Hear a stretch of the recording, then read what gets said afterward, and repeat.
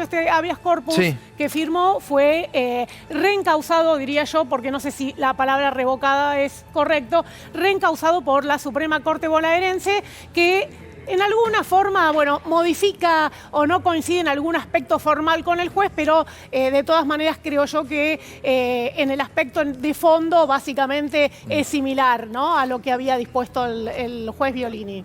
Vamos con la entrevista, Jorge, vamos con la entrevista, no vamos a ir al tape. Teníamos el repaso de todos los... de cómo se tomó esto, Violini, ¿no? Verdaderamente, la verdad que fue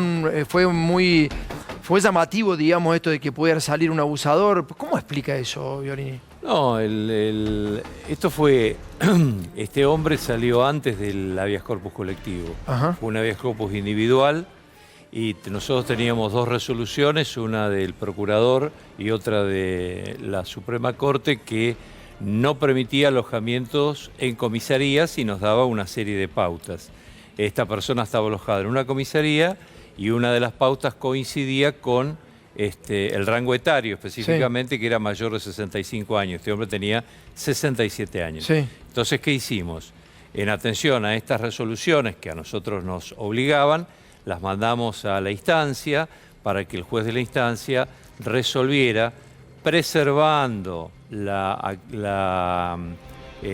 actitud psicofísica de la víctima, el juez cumpliera y viera si se podría otorgar ese arresto domiciliario o no, y de acuerdo a la decisión que él tomara tenía que informar a casación. Violini, ¿sí? pero cuando usted ve el resultado de esto, que ese abusador termina muy cerca de la víctima, sí, sí. ¿qué piensa? No, nosotros, primero el juez nos informó, ¿no? Es decir, nosotros somos un tribunal de la provincia de Buenos Aires. Sí. Entonces es muy difícil controlar cada uno de los juzgados de los 19 departamentos judiciales. Sí. El juez tenía que haber informado, no informó, nosotros no nos enteramos de lo que había ocurrido. Después sí nos enteramos que esta persona estaba a 30 cuadras de la víctima, no al lado, como decía la prensa.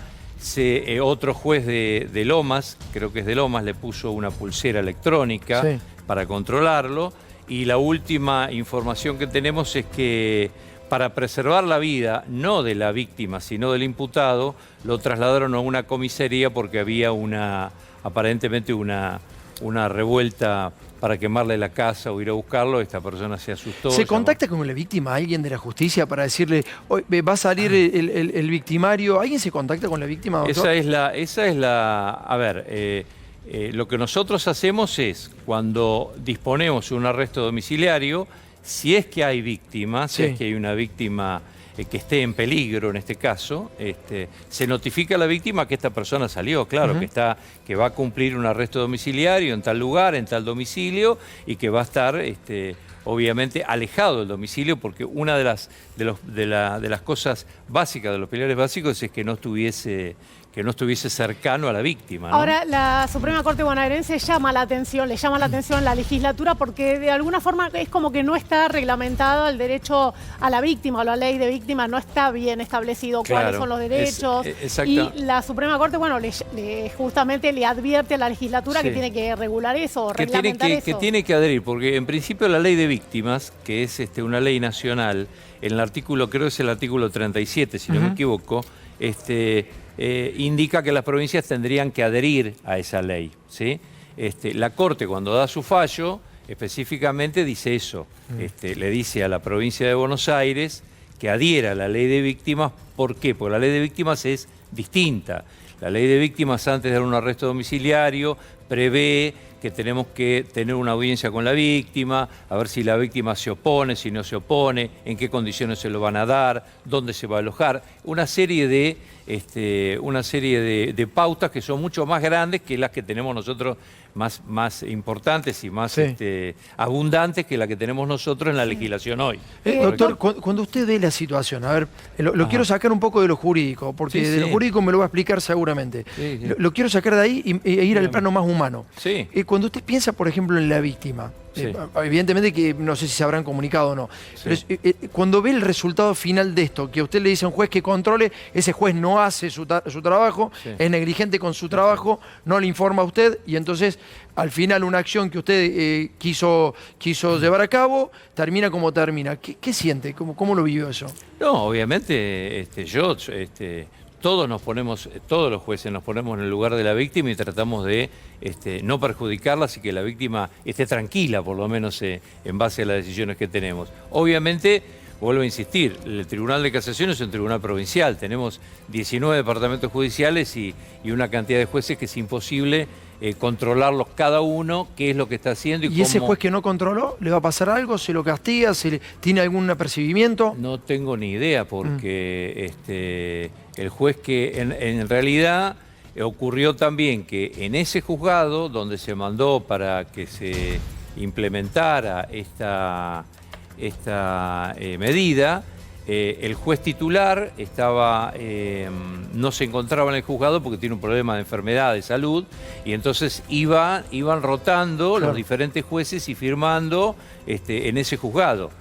Es decir, que ahí intervinieron varios jueces en esa causa y habría que ver cuando informen qué es lo que ocurrió, qué es lo que pasa, obviamente. Sí, le pregunto porque, bueno, usted recibió justamente a raíz de su fallo un pedido de juicio político, un pedido de jury. Sí. ¿Cómo se siente frente a esto y después después del fallo de la Suprema Corte? ¿Se siente bien como para enfrentarlo?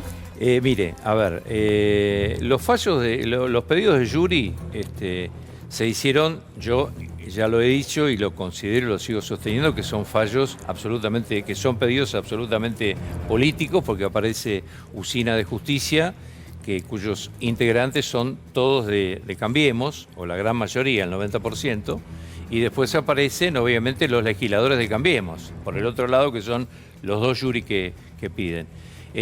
Lo tengo absolutamente, lo asumo con total tranquilidad, justamente por lo que usted decía hoy, que el fallo de la Corte es casi confirmatorio del habeas corpus que hicimos nosotros en casación, y además, yo no es porque sea mi jury, pero yo siempre he dicho lo mismo, que a los jueces no se los puede enjuiciar por el contenido de sus sentencias. ¿Por qué digo esto? Porque para eso tenemos justamente las apelaciones, es decir, nosotros desde casación dimos un fallo, que lo firmé yo, el fallo salió y el fiscal, en este caso, apeló a la Corte. Y la Corte hizo lugar a la apelación del fiscal y ¿qué ocurrió?